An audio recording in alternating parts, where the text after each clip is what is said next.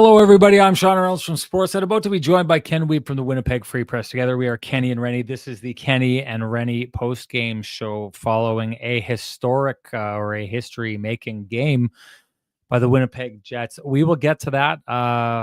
As important as that is, wanted to devote my opening monologue to something more important. If you have not heard the news out there, we lost Ted Wyman from the Winnipeg Sun today. Ted, a beloved member of the media, passed away from cancer. I didn't think I would ever, I've never shared this before, not with my wife or family or anyone before, but I'm going to share this because I think it helps to kind of encapsulate what Ted meant to some people and how he treated people and what he did. I started this job back in 2014. And when I started this job, if I'm being 100% honest, I didn't feel very welcomed on the beat. And I didn't feel welcomed on the beat for quite a long time. That a lot of that can be your own personal perception. But whatever, that was my perception. And what it led to was I felt really lonely on the beat for a long time. I felt like I was on a bit of an island. I felt like I was an outsider. And that's where Ted came in to the situation. So I can tell you exactly when it happened. If you remember, there was a game in Anaheim. Winnipeg Jets went and played, and they retired Teemu Selanne's number. You remember in the warm-up, all the Ducks players wore Teemu Selanne jerseys, so many different iterations of that Ducks jersey. And they all wore Teemu Selanne's number on the back, and they had the Jets wear those gorgeous, crisp, white 90s Jets jerseys. They're whites with Teemu Selanne's Winnipeg Jets number on the back. Great game. Dustin Byfuglien, if you remember, he blew up two guys, one of them being Corey Perry. Winnipeg Jets actually built up a lead and blew a late lead in that game. But great game. I got sent to cover that. And the Jets had played the night before against the LA Kings at the Staples Center. And I was staying at a hotel, and I just happened to run into a good buddy of mine who I've talked about on this podcast before, Pat Kanuga, who is the reason I remain in the media. He was my boss at CBC for a while. And Pat knew Ted Wyman, and Pat loved Ted Wyman, like everyone loved Ted Wyman, which you're going to see soon enough, and which you've been seeing from people. And Ted made his way we were at the Yard House, and Ted and I kind of tied up, and that was it. Ted was hanging out with me that night, and he was taking me different places. I remember we went running around. We found out that like LA shuts down really, really early. So we, went for a couple drinks, but couldn't find bars to go to. Went to go eat at a diner that was around downtown there. And then we went back, and Ted wasn't done with me. We went and we cleaned out the front desk of all the beers that we could buy from them, and had some beers in the room that night, and woke up the next morning, and we were pretty dinged up. Because we went at it pretty good. It's also the same day, if you remember, I'm a Cowboys fan. It's that game that it was a playoff game between the Dallas Cowboys and the Packers, and it's that Dez Bryant catch that wasn't the catch, like the worst call in the history of the NFL. It was that day, but shared a ride. He was sharing a car with Ed Tate, and we took a drive across LA, which is huge. Went to the game in Anaheim, shared the vehicle back. And I just have to say that, Ed and I hadn't really talked much before that. And Ted helped kind of build a bridge and create something between myself and Ted and Ed that hadn't been there before that. And for someone who felt, and listen, let's make something clear. I was a 35-year-old man. I was going to be fine. I had the tools to cope. I was going to cope. Things were going to be okay. But Ted went out of his way to kind of make me feel welcome, make me feel like part of something, build bridges for me to other people in the media. And things were a lot better, a lot quicker because of Ted Wyman. So I think you'll notice on this show, we like to give guys like Nick Lynham shout outs. We had Alyssa Hood on this show. I've gone out of my way. I hope, and I definitely won't have reached the standard that Ted Wyman reached, but I try to go out of my way that when there's new media members in Winnipeg, I hope that I make them feel welcome. I hope that I make them feel like they're part of something. I hope that I feel like I'm opening doors for them because I want to be a Ted. And I just want to say, everyone's really sad, and I'm mad. I'm really mad. I was talking with Jeff Hamilton about this today. I'm mad because Ted deserved a better end, and he deserved a longer runway. So we love you, Ted. That's my take on that. Time to bring in the man with the best music in the business for his take. Here comes Kenny, folks.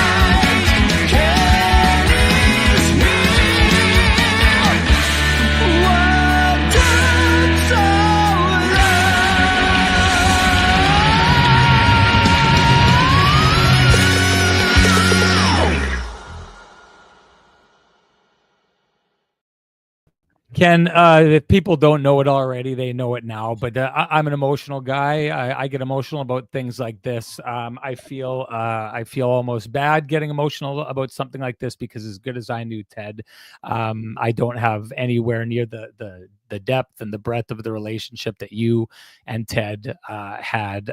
It's got to be a hard day for you, Ken. Yeah, I mean, thanks for sharing, Sean. That was very well put. It's terrible news to wake up to. Knew things weren't going particularly well, despite the courageous battle that Ted has been putting up. But things kind of took a pretty sharp turn, I guess, in the last couple of days here. So, yeah, it's not been good, that's for sure. But it warms my heart to see people sharing their stories of what made Ted special to them. Ted was my boss. He was a sports editor at the Winnipeg Sun. I think it started around 2006. But Ted was also my friend. We've shared lots of laughs over the years, and yeah, this is a tough one for sure. 58 is way too soon.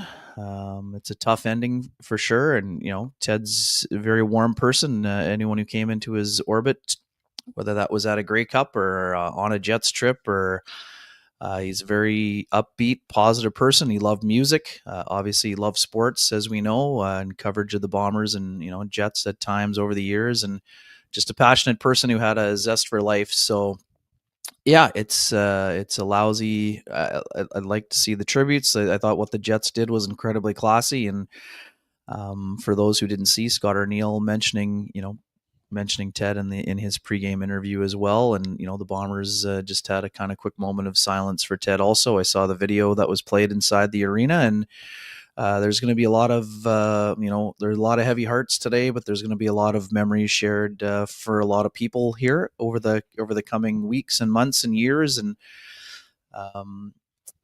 Ted loved life, and that's another great reminder to tell the people who are important to you how important they are to you, and to squeeze every ounce of juice out of the orange whenever you can. So, Wow, yeah, definitely, it's a tough one for sure. And again, I didn't get over to the hospital to see him. I sent him a lot of supportive messages, but yeah, I wish last time I saw him was at Jay Bell's band playing, and that was a great night. And there were a lot of fun nights over the years, and those nights will be missed by a lot of people, and not only our community, but in the greater sporting world. Yeah. I'll say this. Life cut short, but boy, oh boy, you talk about squeezing the juice out of the orange. Ted most definitely did that. Let's move on with very heavy hearts to the game and just an absolutely brilliant performance. I'm going to be really quick on the opening monologue, if that I'll abbreviate here, but I just thought that this was, we always talk about a 60-minute game. To me, this is like one of those 60-minute games. I thought and I was marveling as I was watching the game with some of the Jets employees, but no passing lane left open, sticks Yeah. interrupting them, no easy passes, no space given to the people with the puck, no shooting lanes allowed. You could see in the end that, there's that one really, really big save that Hellebuyck makes there. In the end, it's a puck that finds its way to sneak through a seeing eye puck, basically, that gets through there. But I just thought that the Winnipeg Jets, there's so many nights we'll come on here, and I've been the guy in the past to be like, okay, the Winnipeg Jets won, sure. This other team forgot to show up on this night. That wasn't the case. The Dallas Stars played a really good hockey game tonight. They just were given nothing. This was a wrestling match where they locked up, and the Winnipeg Jets threw the Dallas Stars into a sleeper hold and shut them down. There was nothing. There was nothing to be had for that Dallas Stars team tonight. Scott Arniel talked about it, said it was maybe the most complete game by the Winnipeg Jets this year. Absolutely, I agree with that. This was the Winnipeg Jets taking one of the best hockey teams in the NHL, and in my estimation, absolutely kicking their butt. Yeah, it was impressive. And again, it's interesting. Early in the game, there's a bit of temptation. Stars are just back from Finland and blah blah blah. But we've been saying on the show for a long time. Oh wait, it's going to get harder. It's going to get harder. Oh, here come the Avalanche. Here come the Stars. Well, I'm here to say at 14-1, the Jets deserve their bouquet, no matter who they've played and what order they're playing them in and how busy this schedule has been. That was absolutely domination station today. There was very limited given up by the Jets, and when there were chances, Connor Hellebuyck stood tall again. But this was, if you're Scott or Neil, and we understand that, of course, you're trying to focus on the present and day to day and everything else, but for me, it's all about accountability and the leadership from the top, but also the leaders in the room.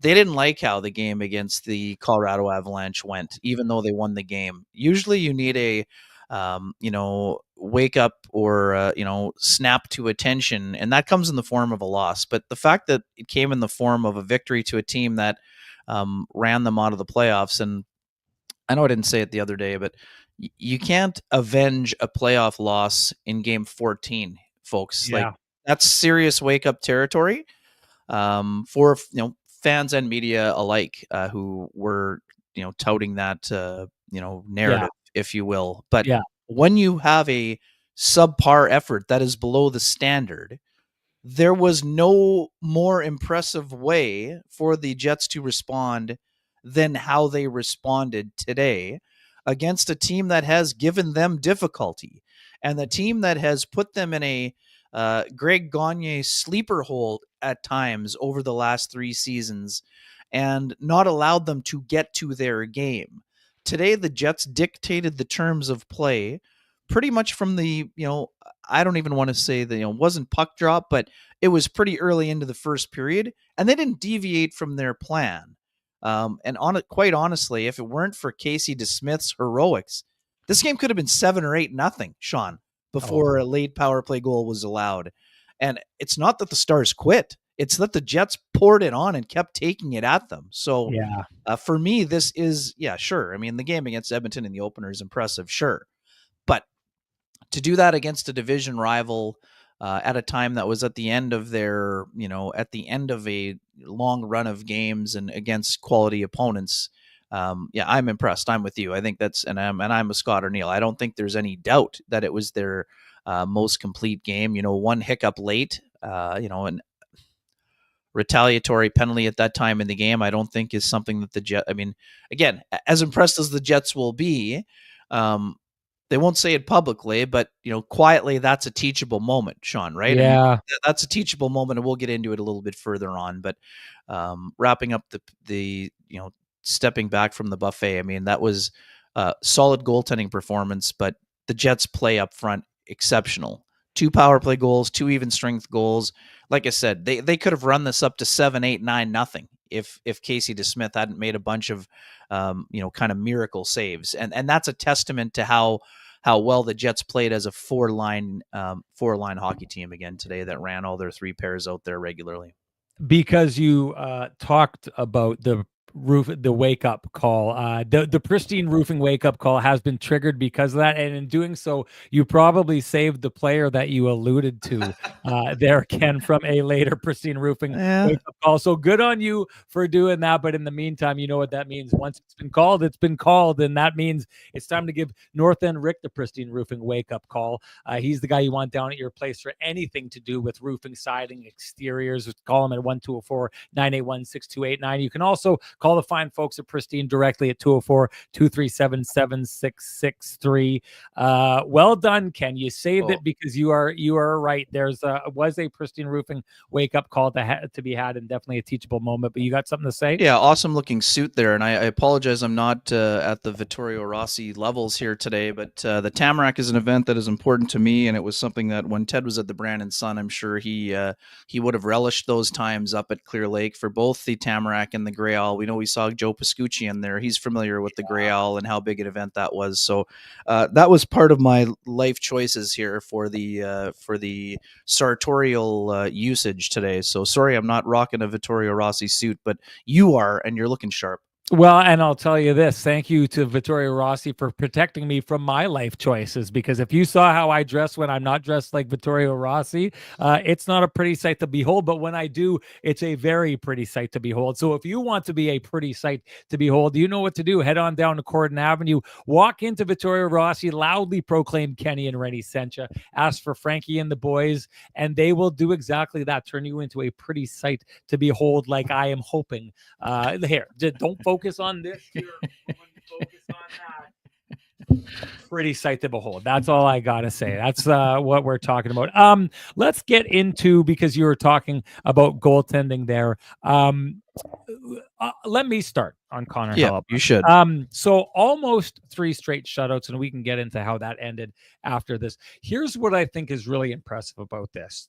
3 games ago, not this game, not the last game, but the game before that, Connor Hellebuyck gets a shutout, and I had said in it that I thought maybe he was the 4th best player in that game. I don't retract from that. That was a phenomenal job by the Winnipeg Jets, shutting things down, making it easy on him, and he comes away with the shutout on that night. Here's what I love. If you're a goaltender, and you are behind a team that is not allowing a lot, and then you go in the next game and you have the kind of game that the Winnipeg Jets had against the Colorado Avalanche. Your job as a goaltender, which can be very difficult to do, is to be ready when the shot volume does come. And the shot volume came in that game. It came at a torrid pace. I do like a lot of the Jets' details in protecting the guts in that game and cleaning things up. But let's be honest, Connor Hellebuyck was phenomenal in that game. And like the Winnipeg Jets said, he won them that game. It takes something, Ken, to be the kind of goaltender who both succeeds behind a team that really doesn't allow them to be busy, and it takes something to be the goaltender that succeeds when the team makes you really busy, but it really takes something to be both. What I saw from Connor Hellebuyck tonight was both, because there were large swaths of that game where I thought shots were just from distance. There wasn't a lot of challenging. And then all of a sudden, out of the blue, Connor Hellebuyck has to make that kick save, that pad save, which was great. On Mason Marchment. Absolutely great on Mason Marchment. And this is what I'm talking about, is the strength of Connor Hellebuyck. He may just be, so I said this before about Connor Hellebuyck having the ability to be a Ed Belfour type goaltender, a first save goaltender. Your defense makes it so all the offensive player has is this shot, and he's the guy who stops that. But what I'm saying right now is I don't know, Ken. I do not know if there's a goaltender in the history of the game, and maybe there probably is, or there's a good chance there is one, and I just haven't seen it enough. But in my lifetime, in goalies that I zero in on, I don't know if I've seen a goaltender who can be as good as the guy who gets the shutout behind the team that doesn't allow a lot, but also is the guy who gets the shutout when the team kind of hangs him out to dry. Connor Hellebuyck is both. It doesn't matter what style is being played in front of him. He can handle any style. And I thought that he did a good job tonight of showing both those styles, of taking on a team that there was maybe a little bit of sleepiness for a goaltender to be had because his team just wasn't allowing a lot. But then in the moment where he needed to be a 10 alarm bell save expert, he's exactly that. Yeah, and I think that's one of the great things about Connor Hellebuyck is that, early in his career, the Jets played a certain style that wasn't really conducive to Connor not being very busy at times. He was always busy because the Jets, I don't want to say defense optional because that's too big of an exaggeration, but defending was not a priority in the early days for Connor Hellebuyck. And this has really only been a trend in the last 2 or 3 seasons where the commitment to defense has put them in the discussion for the top defending team in the National Hockey League. So that's a transition for him. And he's handling that transition excellently because of his ability to lock in on his own details, right? I mean, we always talk, Connor doesn't really let you behind the velvet rope very often in terms of what he's working on in the off season. But what we do know is that he didn't like how the playoffs went, and he's been battling through traffic a ton early on this year. But he also knows that when he's not as busy, he needs to be even more laser focused than he already is. So that's been impressive to me. And Sean, I mean, I mentioned the numbers last time, and this goes well beyond the numbers, but the numbers are downright ridiculous right now for Hellebuyck. 11-1, 183 goals against, 935 save percentage. 935. It's ridiculous. And ridiculous in a way that is so impressive that you kind of can run out of adjectives to use when discussing how great Hellebuyck has been out of the gate. Again, you and I have both said this. Eric Comrie still needs to be in that 20 to 24 start range, and I do think when I'm looking into the crystal ball here, I think the next time we'll see Eric Comrie is on Thursday against the Tampa Bay Lightning. That's my best guess. I think Hellebuyck versus Shesterkin, I think that's a marquee matchup at MSG that Connor would want after a 2-day break. And we know that Comrie is going to get one of the back-to-backs coming up the following week, either where you're in Nashville for the national broadcast, Sean, or maybe they go the reversal of fortune and go Comrie Friday against the Penguins, and Saturday they go Hellebuyck in the divisional matchup. My personal view is it's going to be Hellebuyck Friday and Comrie Saturday. But anyways, not to get off topic, but it's exceptional what Connor Hellebuyck is doing. Yes, the Jets have made life easier in front of him, but Connor Hellebuyck is a man on a mission, and his mission will, officially begin in the middle of April. But it's like, make no mistake, the mission has already started. It has started in big time form, and this is a guy who is clearly at the top of the Vezina discussions. I know we're only in the first quarter of the season, but it's absurd how well he's played so far. And what we know about Connor Hellebuyck from being around him for 10 plus seasons, Sean, there's no off switch for Connor Hellebuyck. There's no contentment coming. He wants this to continue for 82 and then for another 20 plus. So it's incredibly impressive what he's done. And like you said, the probably the most impressive part is that he's doing it without being as busy. It's one thing for the Jets to get to the point where, they've made it predictable for him. And when it's predictable for him, you almost can't score. And again, the only reason why the Stars scored late is that Hellebuyck didn't have a stick. Normally, if he's got a stick in his hands, that puck hits his stick, right? So it basically took a silly penalty plus losing his stick for the shutout streak to snap. But yeah, it's just been impressive. And again, nobody was more upset than how the Leafs game went than Connor Hellebuyck. Not that it was his fault, but he was sour that his team lost, and he's been absolutely exceptional since that start, and it's been impressive to see. I have to say this for a time, even if he was headed towards the shutout, I was almost tempted to give the Sean Reynolds, not award, the Sean Reynolds stat to the better goaltender in the game, Casey DeSmith, because I mean, let's be honest, he had 2 saves in this game that were absolutely outlandish. The save against Kyle Connor, at first I was going to say that it was a miss by Kyle Connor, right? Like It all he wasn't. needed to do was raise it. Kyle Connor isn't trying to raise it because he's outweighting him and goes to shoot it on the inside of the post, and DeSmith actually finds a way to further extend his leg than Great you thought toe. that he possibly could, and gets the toe save. Those 2 saves are phenomenal, but you can't take it away. Once he went out and gets the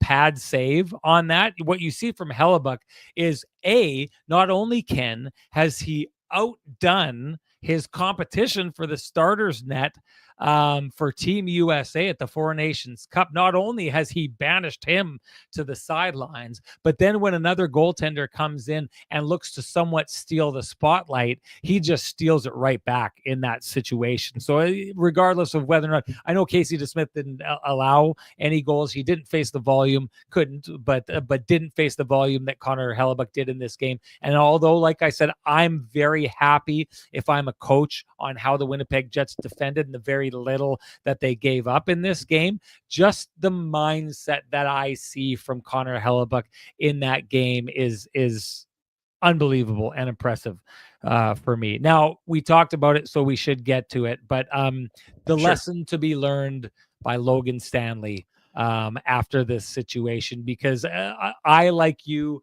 think that it was unnecessary. He gets beat by a player, and in getting beat by a player, cross-checks him in the back. And then at least he goes and gets the 2-for-1 deal, right? Like he goes and cross-checks another player, only gets 1 penalty out of it. Playing a little bit of the style that we know that the coach wants him to play. But in the end, this is an unnecessary penalty taken that ends up costing his goaltender a mark that he was building on, and something that ending a streak that was already a record streak. But I mean, 3 straight shutouts would have been nice. Well, I mean, we often talk about picking your spots, right? So the most difficult thing for, if you want to, I'll use Scott Arneal's words. If you want a guy to play like a bully, you have to pick your spots properly. That is not a great example of picking your spots. If that's a 4-1 game already, Sean, or a 5-1 game, let's say, fine. And even then, you probably want to see more discipline on the play. But there's absolutely no need for Logan Stanley to cross-check Logan Stankoven on that play. Absolutely none. It has no impact on, you're not creating space for yourself in that scenario. Logan Stankoven is not scared of anyone, whether you're 5'9" or 6'7". He's going to play hard no matter what. So for me, I don't like the penalty at all. It is one that a player cannot take in a playoff game, and it's something that cost the Jets. Even it doesn't cost them in the standings, which is fortunate for Logan Stanley, but that is a play that cannot be made in that scenario. When a team is trying to, and again, the Jets have been very good when it comes to discipline, Sean. Yeah. That is as undisciplined as it gets. And again, I'm not trying to dump on Logan Stanley here by any stretch, but that's a penalty that you can't take in that scenario when the team is playing as well as it is and a goalie is playing as well as he is. Because honestly, Sean, and again, I'm not saying it would have gone from 3 to 5 immediately, but to me, if all of a sudden, I'm not saying Brian Boucher's looking over his shoulder, but if Connor Hellebuyck gets it to 3 shutouts in a row, I mean, man, you would have been at least starting the conversation about, kind of all-time special that Boucher put together there. So anyways, and again, it's just something that in the moment I thought it, and I think it right now with the benefit of having some additional time to think about it, it's just a play that you can't make. I don't care if that's Logan Stanley or anyone else. If it's Neil Pionk, if it's anybody else, you can't take a penalty in that situation. It was undisciplined and unnecessary.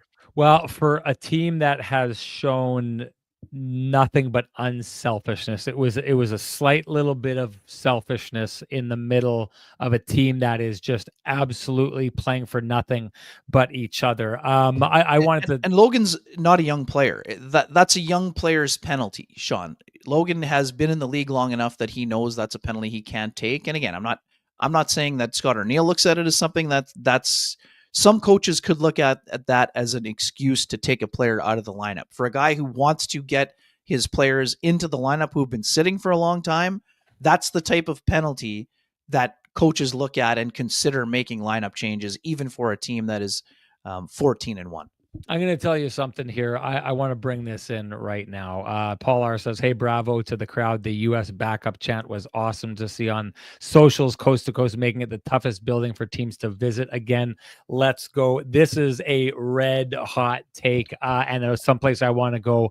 The Winnipeg Jets and their fans, who I've said this before. I talked a little bit about it. Sorry, I did this on CJOB. I talked about the fact that I think the Winnipeg Jets fans are reclaiming the building they were before, and I've said this on the show before. I feel like the 2018 Vegas Golden Knights broke the Winnipeg Jets building and turned it into a building that kind of gets quiet when things get tough, and this kind of doomsday feeling that things are going to go wrong at some point, or when things start going wrong, it's not something they can survive. The early building was really resilient.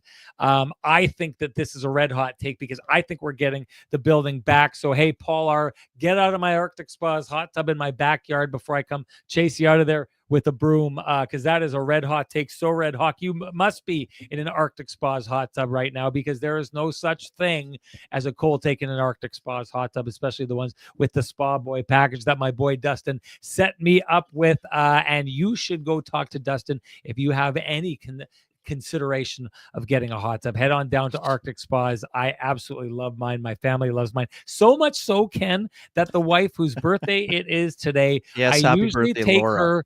I usually take her to the spa. I usually You take her to do. Thermia. She canceled Thermia this year because she's like, I don't need to go there. The Arctic spa is all I need. It's everything I need. I feel like I don't need to go there. So, hey, if you want to be in a position where you feel like the spa is already at home, go talk to my main man, Dustin, and he can set you up right for a hot tub that does everything shy of being Kenny's hot tub time machine. I'll tell you that. Ken, what are you seeing from the building right now? I've got a take on why the building is reacting the way it is. What are you seeing from the building? Yeah, it's impressive. They're into it, and the chants have been prevalent. Obviously there was a "Where's Rutger" chant that appeared recently when the Awesome. Penguins rolled through town, and today's was very apropos. And it allows us to shine a light. Sean, we were talking about this last night at dinner. Mike McIntyre and I, for Dump and Chase this week, wrote, we gave our first Team Canada projections. So if you haven't seen that yet, check it out in Saturday's Free Press and online at www.winnipegfreepress.com. For those who didn't get the reference, Connor Hellebuyck is going to be the starter for Team USA at the Four Nations Face-Off, and Jake Ottinger has a great chance to be the backup. And Sean, I can share this because I've talked with Jake Ottinger about this previously. He quite likes watching Connor Hellebuyck. He's one of the guys that he really appreciates watching, and somebody he watched on his way into the league. So I think that they would make a great tandem. And we know that if Thatcher Demko was healthy, or maybe he gets healthy, he may work himself into the equation as well. And if not, it's Jeremy Swayman. But right now, for the Jets to be dropping a U.S. backup chant on Jake Ottinger in a game, on a big game on a Saturday afternoon on a double dip day in Winnipeg. I mean, I thought that was very impressive. My personal favorite, and I've shared this before, there have been some absolute beauties over the years. My all-time favorite is the silver medal for Ryan Miller, and especially the disdain that Ryan showed when asked about said chant, Sean, during the inaugural season after the golden goal. And maybe I feel this way because my dad was at the game when Crosby beat him in overtime in the gold medal game. But for me, I thought it was I wouldn't say, I'm not sure it was the start of the chants, but it was, for me, it's the gold medal standard chant by Winnipeg sports fans when it comes to the building. And the fact that they're back into it and having chants again, I'm happy to see it. As someone who went to Jets games as a teenager and was at the second all-time whiteout game, not the first one. I'm not pretending to say I was at the first one, but I was at the second playoff game where they handed out the pom-poms and had the white shirts on. It's always been a great atmosphere, and this isn't a whiteout atmosphere during the regular season, but when the fans are into it the way they have been, it's been very impressive, Sean. And I don't have a theory like you, but it's impressive to see the building alive again. And that's what Winnipeg had been known for when they returned to the league. And you have to provide some stick taps for the folks at home, in the building that are making it a fun and festive atmosphere again. I'm going to share my theory. You've done a good job of covering the all the things that they've done. I've got an idea of why this is happening, but first it had been called for. So let's. I mean, geez, history is made here tonight. History deserves a headband. So let's make this a Sean's headband version of the Kenny and Renny show.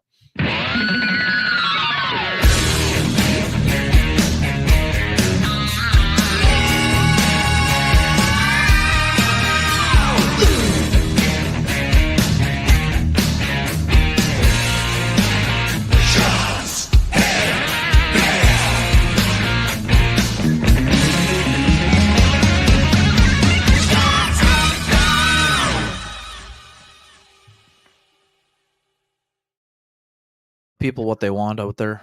Yeah. Okay, let's get into this right now. 2018 game 2 of the Western Conference Final. The unthinkable happens. The Winnipeg Jets, who are absolutely rolling, had been steamrolling the entire league heading into the offseason, walked in, found a way to do, steamrolled the Minnesota Wild at first, found a way to get past the President's Trophy winning Nashville Predators at that time, a team that a lot of people thought were going to win the cup that year, a team that had come close to winning the cup the year before, a team that had it all going on. The Jets get past them, and then they win they roll into the first game.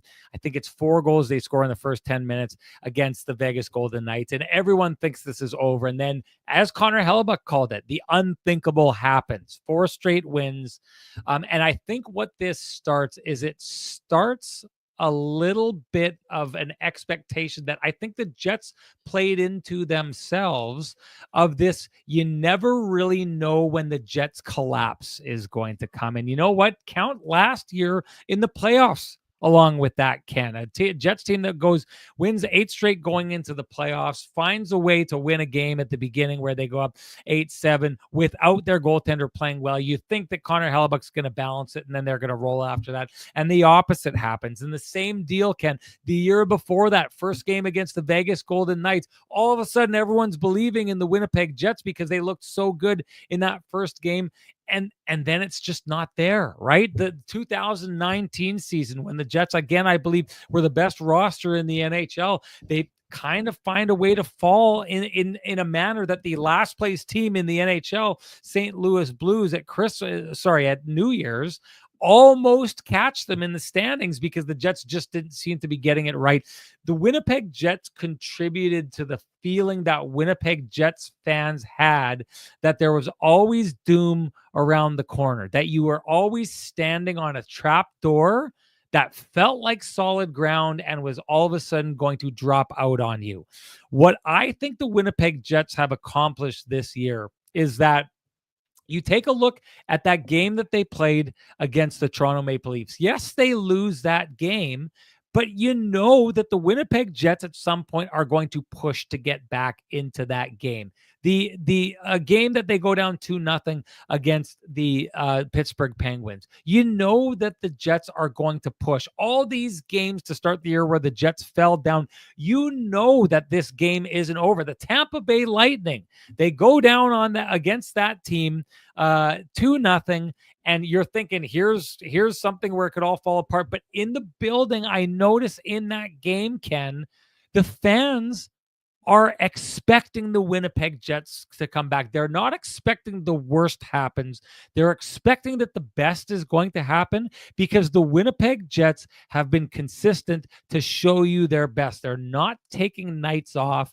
They're not giving up when things don't go their way. They're not going after a win that didn't look good against the Colorado Avalanche and following it up with another stinker. They're snuffing that out in the first 10 minutes of the next game and doing all the right things. The Winnipeg Jets have become the team that you expect them to do their best. They're down in a game, you expect them to come back. And at the very least, whether they win or not, like they lost against the Toronto Maple Leafs, you expect them to make it interesting right down to the end. And you see them put in an effort that even if they lose, you can be proud as a fan of the effort that they put in. The Winnipeg Jets are, hey, The whiteout has happened year after year after year. There hasn't been a lot of success in that whiteout, but year after year after year, the Winnipeg Jets have shown up en masse, and they've gone nuts to the point that last year, Pat McAfee fell in love with the building because the Winnipeg Jets fans have brought it. The Winnipeg Jets players for a number of years have not backed that up and giving the Winnipeg Jets faithful a feeling like things were going to turn okay. The Winnipeg Jets have done that this year. They've earned that confidence back in their fans, and they've given the Winnipeg Jets fans license to rediscover their mojo, and the Winnipeg Jets en masse have. It's another way of me saying with beyond a shadow of a doubt that the Winnipeg Jets have earned that back, and the way that they've played has really paid off in the way that it's paid off in the Winnipeg Jets rediscovering the Winnipeg Jets fans and that building rediscovering its mojo. And hey, if you're looking to pay off high interest credit cards or debt, we suggest you go talk to our friends at Cambrian Credit Union about their payoff loan. They can show you how taking out a loan to pay off your debt actually gets you debt free faster, and you can save thousands of dollars. Go to cambrian.mb.ca to book an appointment online. Ken, I want to talk about the Lowry scrap with Jamie Benn, but first I'd like you to give Sweet Lou a shout out. You bet. Right on. Sweet Lou Ferlin. If you're looking for realty needs you'd like to have met, contact Lou Ferlin of Rolla Page Dynamic Realty, 204-791-9971, or at the office, 204-989-5000. His email is lou@louferlin.ca. That's LOU@LOUFURLAN.ca. Lou Ferlin, excellent realtor, excellent human being, and excellent supporter of this community. And quite sure that Lou Ferlin might have considered a double dip today. Might have been doing the doubleheader. No, for sure he'd be at the Bomber game, but I wouldn't be shocked if some folks might have seen him on the concourse at the Jets game as well. Well, if anyone could do it, it's Sweet Lou. Probably teleports from one place to the other. So he's the guy to do it. Hey, I just want to bring this up before the Snackatoba with a massive shout out. That's a huge compliment right there. Hot take of the day, Renny looking sharper in a suit than Milt Stiegel. I'll tell you this, that's my only shot, because if you took the suit off, it's definitely not going in my favor. I'll tell you that much, folks. No turtle man over here. But that said, let's get to that scrap, Ken. Take it away. Just freeform it. Super interesting, right? Just and again, I wasn't in the building today like you were. I watched the game from home, but in seeing the replay, I think the kind of underrated portion of this is the discourse between the two people before the scrap. And at first, when they start to not hug it out, but when they were starting to kind of get settled into the fight itself, again, and I don't know for sure what was said, but I think what is being said in that situation by Adam Lowry is, hey, we got to go. Like, I think that Jamie Benn had been running around quite a bit in the game, frustrated and looking to inflict some pain. He delivers a cross-check on the push/cross-check, call it whatever you like, on, Cole Perfetti. And Adam Lowry's like, you can't do that. I respect you, and I don't necessarily want to fight in a game that's lopsided, but I'm sticking up for my teammate, and I'd like you to accommodate me in this scenario. So, couple big swings. Definitely Benn landed one big one. Adam, for me, Sean, you may have a better idea from being in the building. The big right that Adam swung, it looked like if he got him, it was a glancing blow. But it was just stepping up and answering the bell. Jamie Benn's one of the toughest players in the NHL, and so is Adam Lowry. But when you're doing that, that's a signal to the rest of the team, and it's a signal to the league that, don't mess with this group, and don't think you can take liberties. Don't think you can take liberties with this group, or you'll have to answer to me, and me being, in this case, Adam Lowry. Okay. For all the people who are wanting to root fighting out of the game, I absolutely love this situation here. I love how Adam Lowry walks up and shows like a ton of respect to Jamie Benn. I love that Adam Lowry goes and does. You're right. Jamie Benn is Adam Lowry is a tough customer. Adam Lowry's fought some really tough guys in this league. Make no mistake about it. Jamie Benn is an assassin. Jamie Benn is the boogeyman. Jamie Benn terrifies players. And in an era where we no longer have the gladiators that, masqueraded as hockey players, but were there just to like hurt people, Jamie Benn is about as tough as it gets. I know I've talked with players before. Jamie Benn terrifies them. Hasn't lost a lot. I do remember Josh Manson caught him with one, and wobbled him. If you remember that, Ken, I talked with Josh Manson about that afterwards, and he was like, "Yeah, now I have to worry about that guy coming back at me." Like, this isn't one of those things where you celebrate for too long. Adam Lowry goes up and says this. I see respect on both sides of these things here. Adam Lowry got caught in that fight. You could see he got caught right here alongside his eye. It stunned him. Give Adam Lowry credit. He's a tough guy. He didn't drop. He threw some punches back, but I see this fight. You can tell he's shaken up. You'll notice, Ken, the camera goes to Adam Lowry in the box afterwards, and Mark Scheifele goes in and pops open hey, talk about, leadership from your assistant captain. Mark Scheifele goes into the box, and you can see he asks Adam Lowry if he's okay.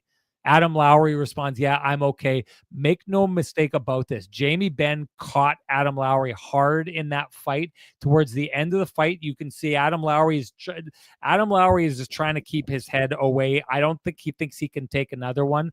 And Jamie Benn lets that fight go. Jamie Benn could have really stepped on the gas pedal in that fight. He didn't do so. I think he does it out of respect for Adam Lowry. I think he knows he catches him really hard here. This is one of those things you be happy with your captain, because he went in, he took one for the team to show that this wasn't going to happen. Give respect to Jamie Benn on the other side of things here, because he could have really tried to pile on in that one and make it a little bit worse. This is respect shown from one captain to another. It's carried out. Both these guys represented their team well in that situation here. I'm glad Adam Lowry looks to be okay. He took a hard one there. My guess is he's going to have a pretty good shiner going forward here for the next little while. But good on both these guys, both warriors, both super tough guys, both showing each other respect in this situation, both representing their teams extremely well. You have anything to say before I go? I just quickly want to mention the Perfetti line with Nemesnikov. I know that it was a storyline for you after the game. I love the way that Vlad Nemesnikov is playing right now. Let's take the whole buffet on this one. We'll find a way to make it work. But absolutely tremendous effort. I mean, again, I know that some folks in the chat room are on Matt Dumba. I'm actually, for the people who thought that Dumba was the one who initiated the fall into Hellebuyck, that was on Vladdy. That it was a clear cross check into the back. I don't see that Dumba was looking. It wasn't Sean. We've seen plenty where players fall into the goalie accidentally on purpose. Yeah, that was not accidentally on purpose. He got buried by Vladislav Nemesnikov on that play, and that's okay. But it wasn't Dumba looking for Hellebuyck and trying to fall on him and get in his kitchen for me. I love the way that Nemesnikov is playing. That line was excellent again this afternoon. Sorry. Ehlers buzzing around, Cole Perfetti, 2 helpers, and a shot off the iron that came after an absolutely exquisite pass by Ehlers. Again, it looks like just a routine 3-on-2, but Ehlers' ability to wait until the perfect time where the defenseman moves his stick ever so slightly that he can whip the pass across to create the lane for Perfetti was absolutely phenomenal. I love the way that line is playing. They're playing hard. They're getting involved. They're getting to the net. They're getting scoring chances. So for me, and I love the goal, and I'm going to mention it again, but I'm going to mention it now.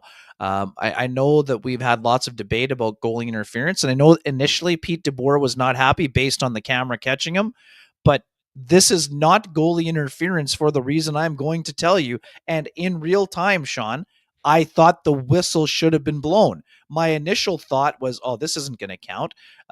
It's a matter of Vladdy Nemesnikov pushing the glove into the net. That wasn't the case. Vladislav Nemesnikov robbed by Ottinger on the wraparound. Ottinger can't find the puck, and somehow Nemesnikov gets his stick underneath the glove and pushes it in before Ottinger can cover. So this wasn't a Connor Hellebuyck freaking out situation. The puck wasn't covered, and this would be one that Hellebuyck is showing in the clips in goals that should count. even though they're around the paint, because the goalie didn't have it covered. And that's all tenacity from Vladislav Namestnikov, Sean. That's an all-world tenacity play. I know everyone in the room was talking about playing to the whistle. It's not even playing to the whistle. It's showing the will to get to the puck before the goalie can cover it. Because if it's in the glove, that's not a goal. The stick is under the glove. That's why it counted. That's why it's going to be my lamplighter. Sorry to give away the plot before we get there. Okay, well, let's get that. I'm going to throw mine out, and I'm giving mine to Rasmus Kupari, not because there's not a lot of opportunities to do so. This is a great forecheck. He exposes Dumba, and then he goes to. This is how Rasmus Kupari could score more goals, right? It's like we've seen this. He creates a great opportunity for himself, Ken.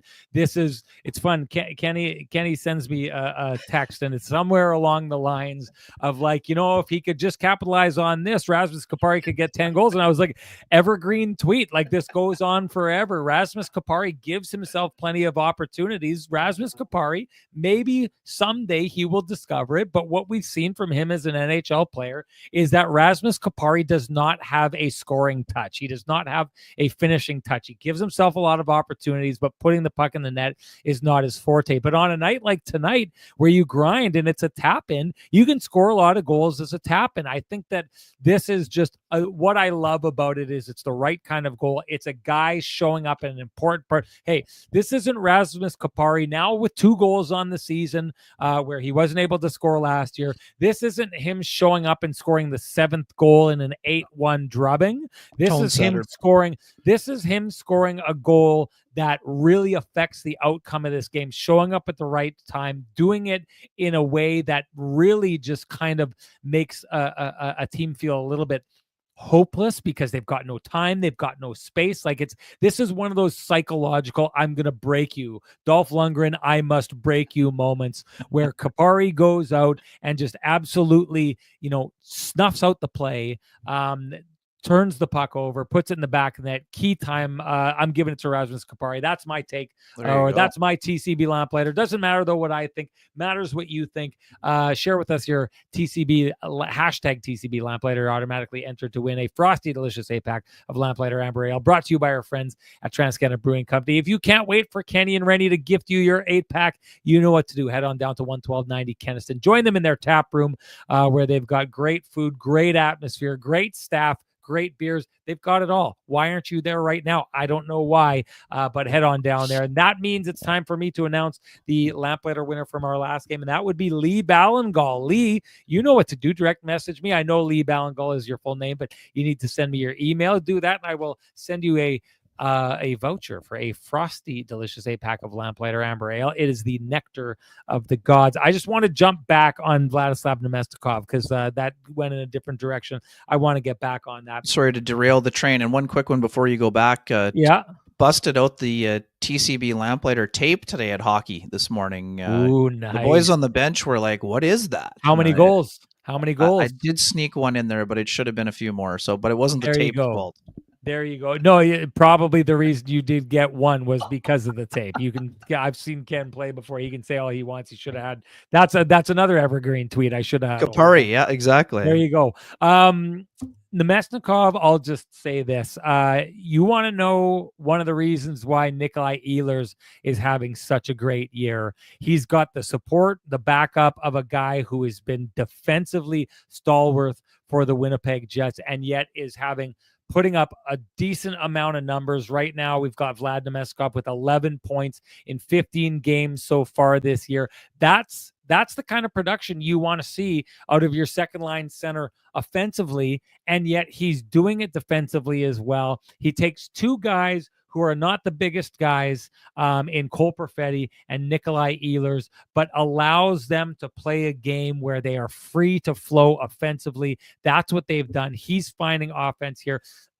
I tried to get him to say something about the job he's doing as a second line center, and he will not do it. Says, I don't see it that way. Vladislav Namestnikov is never going to be the guy to pat himself on the back, but boy, oh boy, everyone else on that team should. He takes whatever assignment he's given. He never complains. And in the meantime, what he's done here in a job that we've debated it, I think Yep. the way things are going, you leave it alone. If this is what the rest of the year looks like with Vladislav Nemesnikov, maybe you go out and you get some center depth, but you leave that guy as your second line center the way he's been playing so far.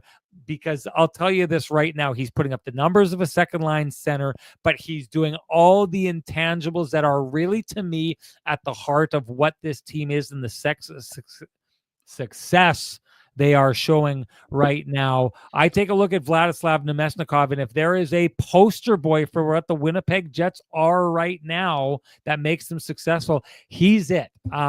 He will not be given the credit around the league, around the NHL, through the, other circles of the league of doing what he's doing. And dollars to donuts, Ken, people will point at some point of the season as to him as being a weakness for this team.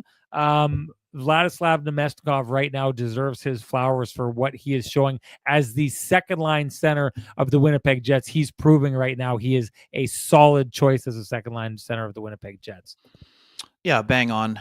No doubt about it. He's been tremendous, and he's a guy who just shows up for work and gets ready to rock. Doesn't matter what you're asking him to do, but he's doing the job. And you're right. I mean, he's helping make that line click. There's no doubt, and he's producing on the power play also. No doubt. That was a great pass to Alex Iafallo. Phenomenal pass. I'll say this. Rob Mahoney saying, I expect Chevy to make a push for Michael Granlund. I've covered Michael Granlund a lot right in his career. To me right now, from what I've seen from him at his peak and what I'm seeing right now from Vladislav Nemesnikov, this would be a step down. This is a shot across the bow to Vladislav Nemesnikov right now, because what I've seen from Vladislav Nemesnikov as a player at this moment is better than I've ever seen from Michael Granlund before. That's what I'll say about that. Anyways, we need to move on. Got you covered play of the game. Who do you got, Ken? Yeah, we're in a solid agreement on this. At a time when the shutout was still intact and Connor Hellebuyck absolutely robbed Mason Marchment with the kick-out leg save, Mason Appleton is on the scene to prevent Matt Duchene from the backdoor tap. It's an exceptional. We were talking about Hockey Sense and Mason Appleton yesterday with Scott O'Neill, right? Yeah. And you also spoke with Mason for something else. But his ability to not just find his check, but to beat his player to his check and make sure he would get the puck first. That's an impressive play. And that to me is absolutely what the Johnston Group Got You Covered play of the game is set out. Like, not to get too inside baseball, but this was a jinx, I owe you a Coke moment.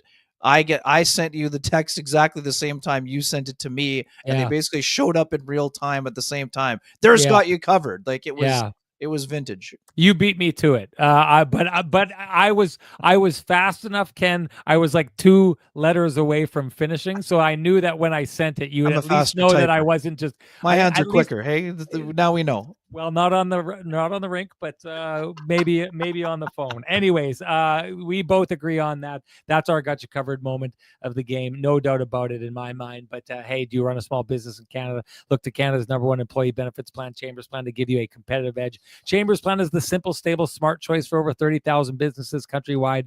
Visit chamberplan.ca to learn more. Ken, was that your kick-out save, your keg save of the game?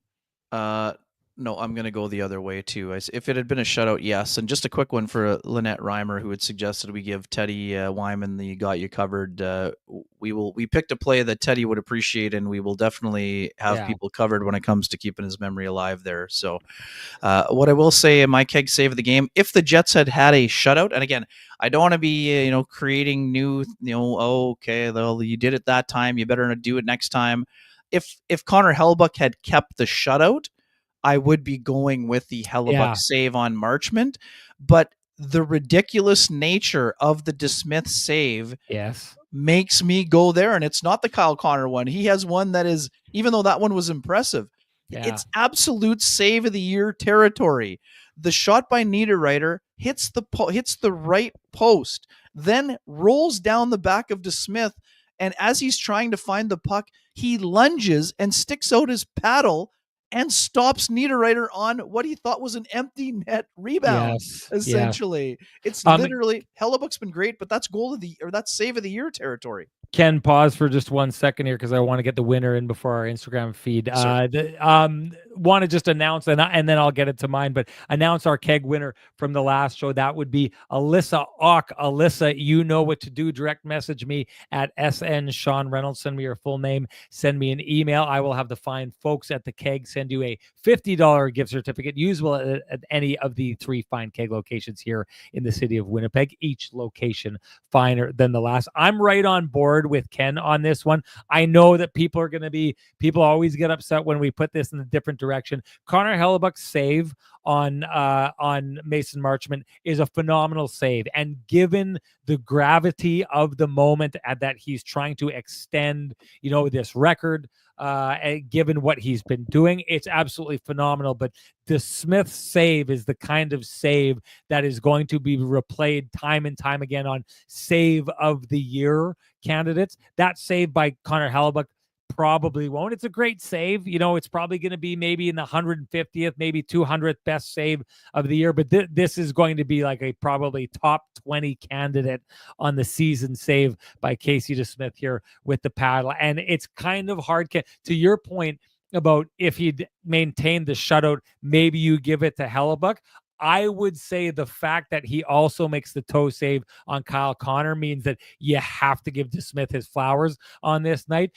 Give him credit. He goes out, and after the, guy who's trying to compete with Connor Hellebuyck for the starting goaltender for the U.S. gets basically broken, shattered, and carried out of the building, in a pile of rubble. Casey DeSmith comes out and looks across the ice at the best goaltender in the world on a ridiculous hot streak, and absolutely puts up as good a possible effort as he could. Doesn't allow any goals, makes 2 outlandish saves. This game, hey, a lot of people had said it, this game could have, this is how good the Jets were on this night against a Dallas Stars team that, again, I know someone took issue with it. I thought the Dallas Stars gave a lot on this night tonight, and yet still it could have been like a 7-1, 9-1 victory for the Winnipeg Jets on this night. The reason it's not is because Casey DeSmith quietly played out of his mind while Connor Hellebuyck was in the middle of a ridiculous streak of playing out of his mind. Anyways, that is our hashtag keg save of the game. Doesn't matter what we think. You need to keep doing this, folks. Share with us your hashtag, the keg save of the game, and you will automatically be entered to win a $50 certificate usable at any of the 3 fine keg locations here in the city of Winnipeg. Each location finer than the last. Love spending time with everybody here, but we want to get out of here so the focus can be put on the Bombers where it belongs right now. We just wanted to, we didn't mean to, collide with everyone here, but my wife's got a birthday. I'm trying to salvage as much of it as I can while paying honor to the audience, and also making sure that when all the Jets fans who are watching the Bombers right now are ready to watch the Kenny and Renny post-game show, that it's sitting there and waiting for them. So thank you for those that joined us. You didn't need to do that. We know there's a lot going on, but we do appreciate it. While we're talking appreciation, I would say if you appreciate the conversations going on in this space, I would implore you to appreciate our sponsors who fight to keep the conversation going in this space. For us, that is Vittorio Rossi, Cambrian Credit Union, Sweet Lou Ferlin, Pristine Roofing, the Johnston Group, Arctic Spas, the Keg, and of course TCB. Thank you to them. Thank you to all of you. Enjoy what's happening here, folks. The Winnipeg Jets history making on this day, and the Bombers looking to be a team that is just building and building and building on a legacy, and one of the greatest runs we have ever seen a team make in going to the Grey Cup like they are. They're making the push. By the time a lot of you hear this, you're going to know the outcome, so I won't talk much about it. But thank you for joining us, folks. We can't wait to do this again when the Winnipeg Jets play the New York Rangers on Tuesday, Ken? Tuesday at MSG. There we go. You on the trip? Game road trip. Yep. All right, and then I'll see you in Florida. In Florida, yes, buddy. Yep. Hockey Night in Canada, Florida, where we get to ask Paul Maurice and bring up storylines like him wishing the Winnipeg Jets would win the Stanley Cup the next year. Boy, they're sure doing their part. We will see you, though, after the Rangers game on Tuesday. Thank you, everybody. Enjoy.